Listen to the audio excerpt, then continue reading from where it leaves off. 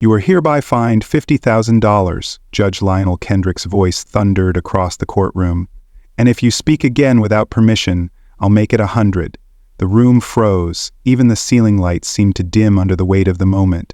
Somewhere in the back row, someone gasped. A court clerk's fingers hovered over the keyboard, unsure whether to keep typing. The only sound was the distant, rhythmic tick of the courtroom clock.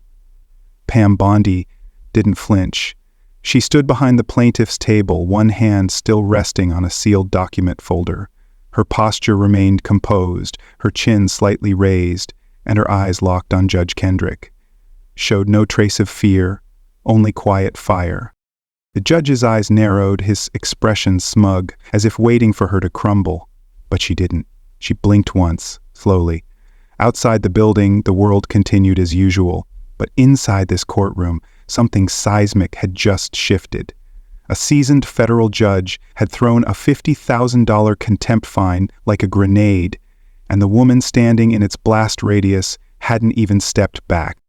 The courtroom was supposed to be neutral ground, a place where facts spoke louder than emotion. But this was personal. This wasn't just about a case, it was a message, an attack, and everyone in the room knew it. But they didn't know Pam Bondi. She wasn't here to posture or play by rules rewritten in secret back rooms. She was here for truth. The judge thought the fine would silence her. He didn't know he'd just lit a match. The case seemed straightforward on the surface. Sterling Front, a nonprofit claiming to fund education initiatives in underserved communities, was under federal investigation for allegedly funneling millions in tax-exempt donations into shadow political campaigns. On paper, they were a charity. In reality, they were a war chest. Pam Bondi had been appointed as special legal counsel from the Department of Justice. Quietly, but with authority. Her task: trace the money, expose the shell game, and hold the people behind it accountable. What she hadn't expected was the resistance from the bench. Judge Lionel Kendrick was assigned to oversee the hearings. Tall, thin, silver-haired, his reputation preceded him like the scent of expensive cologne, impressive to some, suspicious to others. He'd built a career on being measured, reserved, nonpartisan. But for those who watched closely, those like Bondi, his record told a different story. In 3 prior political finance cases, Kendrick had dismissed evidence citing procedural insufficiency. He ruled against subpoena expansions even when the financial trail pointed straight into campaign operations. And now, here he was again, presiding over a case that could pull back the curtain on one of the biggest donor influence networks in Washington. The courtroom felt less like a hall of justice and more like a stage.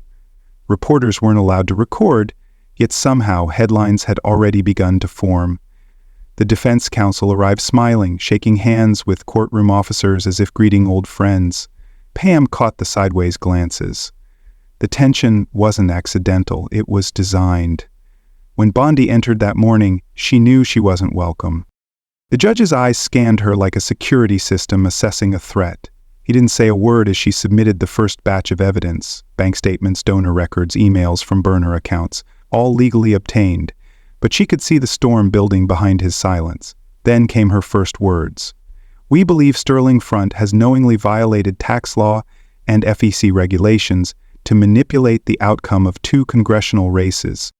That's when he hit her with the fine $50,000. No warning, no objection sustained, just a thunderous gavel and a threat. But Bondi hadn't come to flinch. She'd seen this before. She knew how these games worked, how some judges weren't neutral referees but subtle gatekeepers. She knew the courtroom wasn't just built on law but on perception, power, and pressure. And she also knew this wasn't just about Sterling Front. It was about the web behind them. The names that didn't appear in the filings, the donors whose money flowed silently, the politicians who nodded publicly while whispering privately through back channels. Judge Kendrick might wear the robe, but Bondi had something stronger: the truth and the receipts. As she stood in that courtroom, fire in her chest, silence thick as fog, she wasn't thinking about the fine, she was thinking about the next move. Because this wasn't just a hearing, this was a reckoning. Pam Bondi had been in courtrooms her entire career, state, federal, and even international. She had seen every tactic: stalling, shouting, misdirection. But what Judge Kendrick was doing went beyond strategy. This was sabotage in slow motion. She had barely begun her opening argument when the interruptions started. "Ms. Bondi?" Kendrick's voice sliced across the courtroom. "We are not here for conspiracy theories. Stick to the charges." Pam didn't flinch. "I'm reading directly from the Form 990 filings, Your Honor. These are IRS records from Sterling Front, filed under penalty of perjury." "Noted," Kendrick snapped, waving a hand like brushing away a fly. "Let's move on." She turned the page. Line 14, outflows to subsidiary entities. 3 of those entities were unregistered. One of them shared an address with a political action committee. She said so. "Objection," said the defense. "Sustained," Kendrick replied before she'd even finished her sentence. "Irrelevant." She tried again. "Your Honor, these shell organizations have no tax-exempt status. Their ties to campaign spending—" "Ms. Bondi, the IRS has not levied charges against those entities, has it?" "No, but the DOJ is actively—" "Then we're done here," he said, voice flat, eyes already scanning his notes. The gallery stirred. Even the stenographer paused, unsure if she'd missed something. Pam turned toward the projector, signaling for the next document. It was a set of internal emails, Sterling Front executives discussing moving funds off books before the reporting window closes. Timestamped, admitted during discovery. "I'll allow a summary," Kendrick said, cutting her off again. "No direct display. The court doesn't need a full slideshow of corporate sloppiness." Pam inhaled slowly, deliberate. Every time she approached the center of the issue, money laundering through nonprofit structures, Kendrick moved the goalposts. Relevance, scope, procedural tone. It didn't matter what law or precedent said. He wasn't just filtering, he was censoring. Then came the moment Bondi had been building toward. The final document, a ledger. Clean, unredacted, with line item transfers from Sterling Front to a political vendor. Attached was a scanned bank form, the authorizing signature clearly visible. Judge Lionel Kendrick. She didn't say it right away. She simply walked to the evidence table, took the file in both hands and stated, "This document confirms a transfer of $2,400,000 from the Defendant's General Fund to an account that funded direct political advertising." The signature. "Ms. Bondi," Kendrick interrupted. "Where did you obtain that?" Pam looked up. "Through a DOJ subpoena, served and processed through proper channels?" Kendrick's face tightened. His eyes darted toward the defense table, then back to her. "That document is inadmissible," Pam blinked. "On what grounds?" "Chain of custody, and I'm issuing an immediate fine for disrupting the court with inflammatory materials." A pause. The room stopped breathing. $50,000, he said, each word deliberate. "You have until the end of the day to remit the fine. If you continue this line, I will double it. And don't test me, Miss Bondi." He didn't bang his gavel. He didn't raise his voice. But the threat cut deeper than if he had. Pam stood motionless, the document still in her hands. She knew what had just happened. He wasn't trying to silence the case anymore. He was trying to silence her. This wasn't judicial discretion. It was power, naked and unafraid. But he had made one mistake. He didn't realize the fire he'd just poured gasoline on. For a moment, Pam Bondi didn't move. The courtroom was silent, too silent. The kind of silence that comes not from respect, but from fear, shock. The air felt heavier than it should, like someone had opened a door into a storm and forgotten to close it. $50,000. The words still echoed in her head, not because of the money, but because of the intent. Judge Kendrick wasn't hiding it anymore. He was protecting something or someone, and now he'd crossed a line. A fine that steep wasn't punishment. It was punishment with a message. But Kendrick had miscalculated, because he believed Pam Bondi came in alone. She reached calmly into her briefcase, not rushing, no theatrics, just a smooth, practiced motion. Out came a simple, black phone, DOJ registered, issued to all special legal advisors working with high-level investigations, equipped with a secure audio module that recorded court proceedings, were allowed under jurisdiction and with internal legal authorization. Bondi had filed her authorization 3 days ago, time-stamped, logged, and cleared. The red light had been blinking from the moment she walked in. She placed the phone flat on the table. The room stirred. Some craned their necks, others leaned back. She looked up at the judge. Still holding his gaze, she pressed play. A few seconds of soft ambient noise. Then, keep her under 30 minutes. If she touches the March 13 file, I'll sanction her. Hard. Doesn't leave this room. Judge Kendrick's voice, crisp, clear, undeniable. And devastating, gasps burst from the gallery like popcorn. The court clerk froze mid-typing. One juror covered her mouth. Another murmured, "Oh my God." Pam didn't flinch. She spoke only after the recording finished. "Your Honor," she said, her voice unwavering, "that was from a call recorded at 7:42 p.m. last Thursday, between you and Mr. Gerald Crane, acting CFO of the Sterling Front Foundation." Kendrick's lips parted, but no sound came. He opened his mouth twice before something finally escaped. "Recording," his voice rasped, "is inadmissible." "Incorrect," Pam replied smoothly. "It's DOJ authorized under Federal Code Title 18, Section 2511, subsection 2D. The recording was conducted in compliance with investigatory standards as part of an active corruption probe tied to this case." She stepped forward. "And since the voice in that recording directly refers to a piece of evidence I was just blocked from presenting, Your Honor, I now formally request the court allow submission of the March 13th file into record." The defense team began whispering furiously. One attorney looked pale, another kept glancing toward the judge as if silently asking, "What now?" Pam turned to the projector. She tapped her finger against the file folder still lying untouched beside her. "This," she said, "is the March 13 ledger. It contains 6 wire transfers between Sterling Front and 3 political vendors, all routed through a shell company registered in Delaware. The total amount? $2,400,000. But more important, each wire required dual signature verification."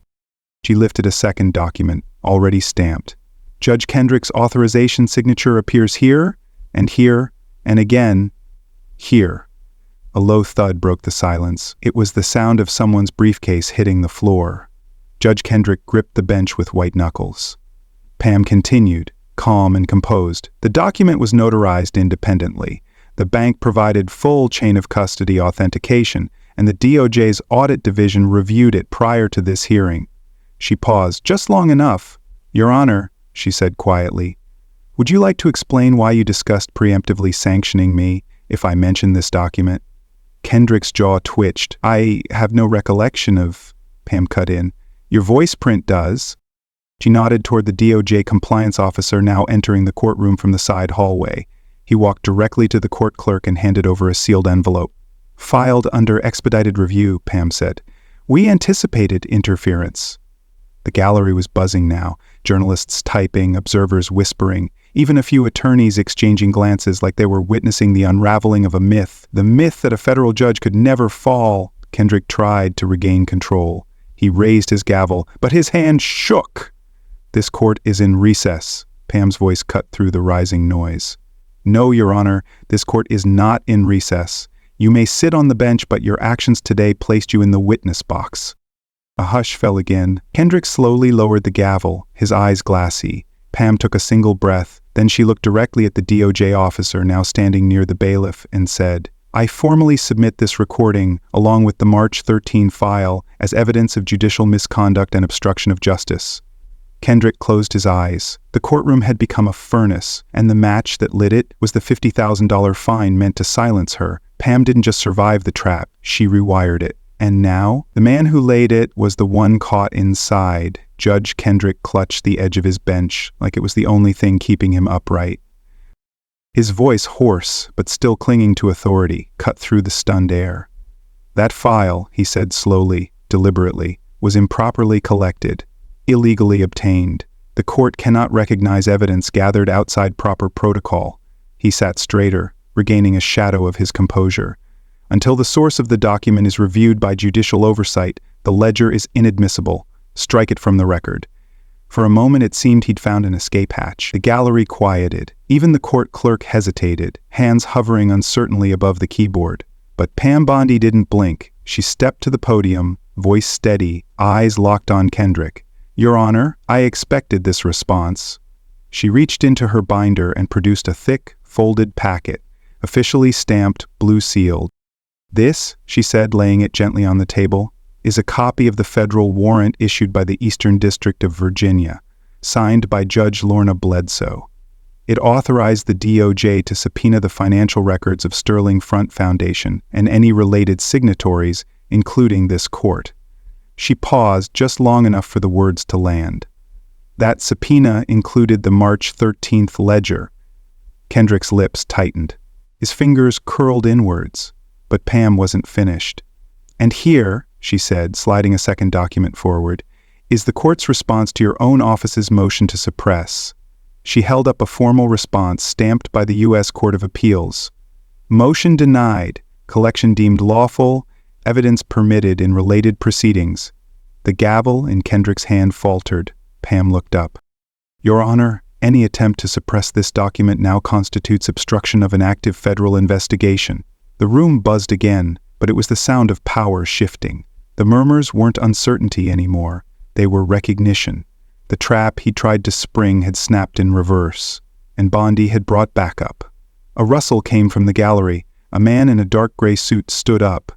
He didn't shout. He didn't make a show of it. He simply stepped into the aisle and made his way forward, flashing a badge to the bailiff as he approached the bench. Pam turned slightly. She'd seen him before, but never in court. "Your Honor," the man said, his voice clear, professional, and firm. "Deputy Inspector General Michael Breyer, Department of Justice." Gasps shot through the gallery. Even Kendrick sat back. The Inspector General's office didn't show up mid-trial. "Unless they already had everything," Breyer continued, calm but implacable. "We've been monitoring this case for the past 2 weeks, following reports of judicial irregularities and potential interference in a federal corruption probe." He turned slightly, facing the courtroom. "We have observed repeated obstruction, misuse of bench authority, and, as of this morning, compelling evidence of coordinated attempts to suppress key financial records." He looked at Kendrick now, direct, unapologetic. "We are officially opening an investigation into your conduct, Judge Kendrick." Silence again. Not stunned silence. Memberment silence. Pam let that moment stretch. Let the weight of the words settle into the walls. Then she stepped forward.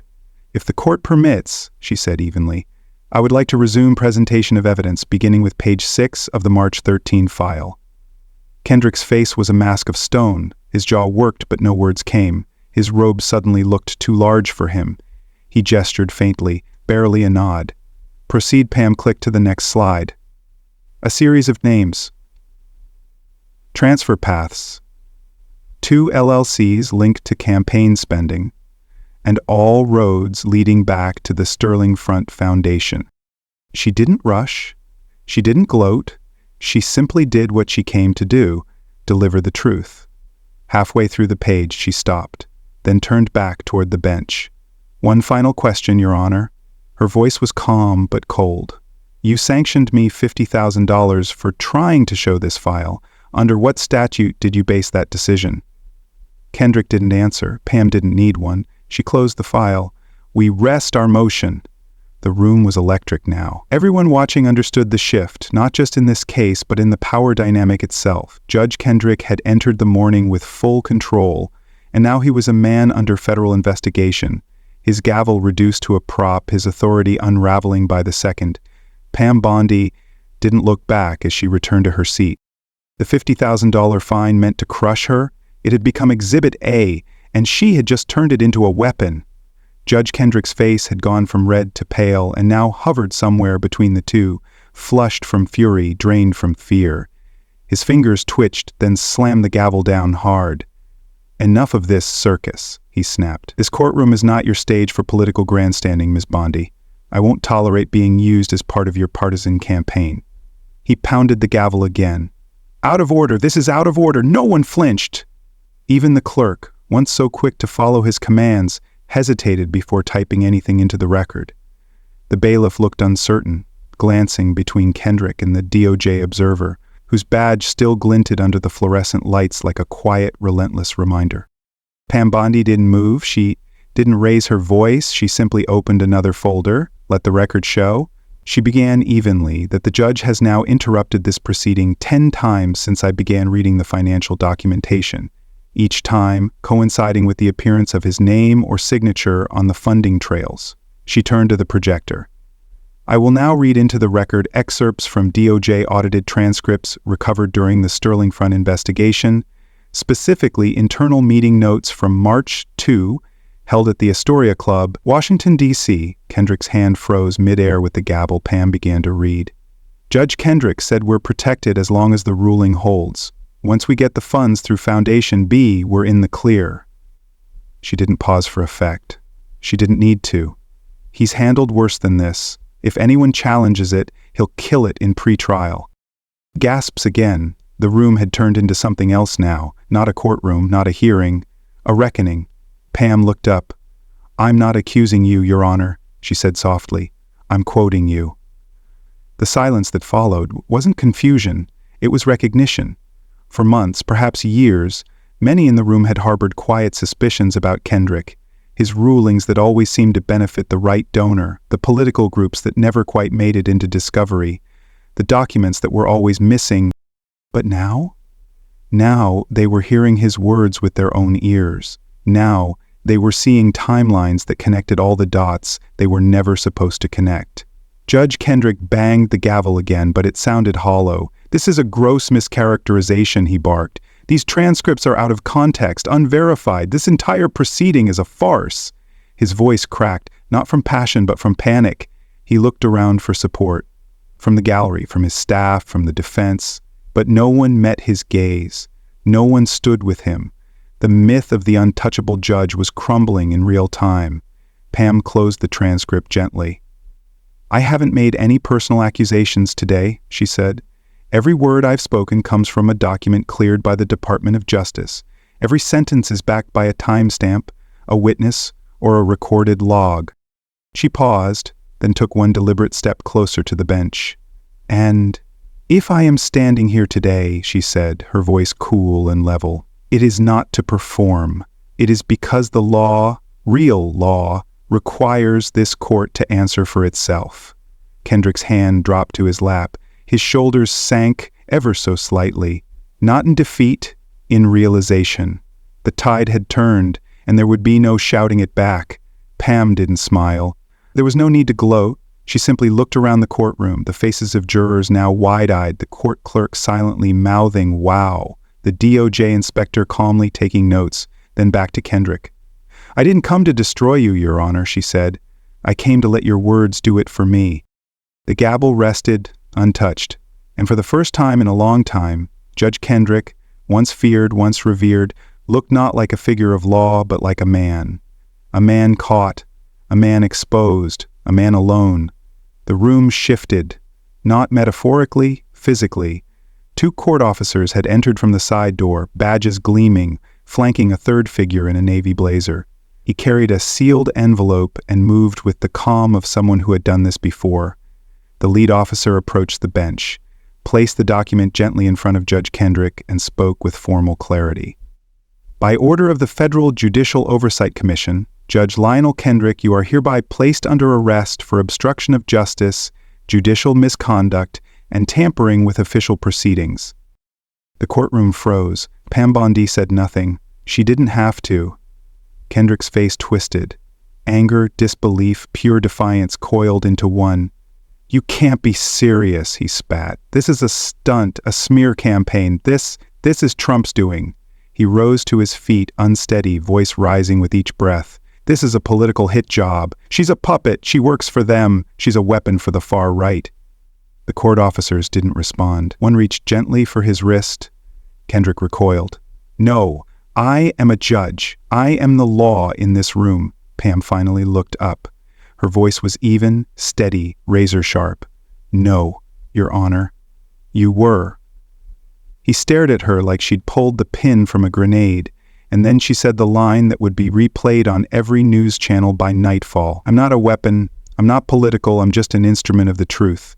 The room held its breath. The officers clicked the cuffs around Kendrick's wrists. The sound cold, metallic, final. Outside, reporters swarmed the hall, microphones raised, phones held high.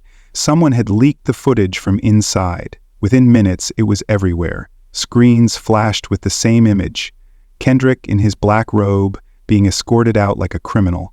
Fine Pam backfires, trended on X before he reached the building's exit. Inside the courtroom, no one moved, no one spoke. Pam Bondi turned, picked up her folder, and walked away from the podium. No celebration, no victory lap, just the quiet weight of justice done, and one more wall of untouchability brought down.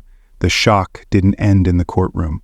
Within hours, Kendrick's arrest had become the lead story on every major network, from Fox to CNN, from NPR to Substack newsletters. The same headline echoed across screens: federal judge arrested mid-trial after explosive evidence revealed. But it wasn't just a scandal, it was a spark. By noon the next day, the Department of Justice held a rare emergency briefing. Attorney General Deborah Klein stood at the podium, flanked by senior federal investigators and members of the Office of Legal Policy. "We are launching a full review of Judge Kendrick's prior rulings," she announced, effective immediately. Behind the scenes, DOJ analysts had already begun sorting through over 200 cases tied to Kendrick's bench, some dating back a decade. At least 17 involved campaign finance issues. 9 were quietly settled after odd procedural dismissals. 4 had been sealed under vague national security exemptions. Now, every one of them was back on the table. But that wasn't all. Pam Bondi's action had triggered more than review. It had exposed a network. Internal memos leaked to Politico revealed that Kendrick had maintained private communications with at least 3 other sitting judges on sensitive coordination. Terms like jurisdiction shift and friendly docketing appeared more than once. In less than 72 hours, a new task force was born. Its name, Clean Bench, a multi-agency initiative combining the DOJ, Judicial Conduct Review Board, and Office of Special Counsel. Its mandate was simple but seismic: audit and reopen any case flagged as having signs of improper judicial shielding or collusion under the guise of judicial immunity. The legal world trembled. Law schools debated, bar associations scrambled, some judges quietly retired, and in chambers across the country, court clerks whispered what no one had dared say before: if Kendrick fell, anyone could. Pam Bondi remained quiet. No interviews, no posturing. She returned to her office, her team flooded with letters, some angry, many grateful. One from a mother in Tulsa read, "My son was denied a fair hearing in Kendrick's court. Maybe now we get justice." Twitter/X still surged with Find Pam backfires, but now it was joined by another: Clean Bench. It wasn't just about one judge anymore. It was about every courtroom that had been allowed to hide in the shadows of immunity. And for the first time in years, Americans weren't just asking if the system worked, they were demanding how to fix it.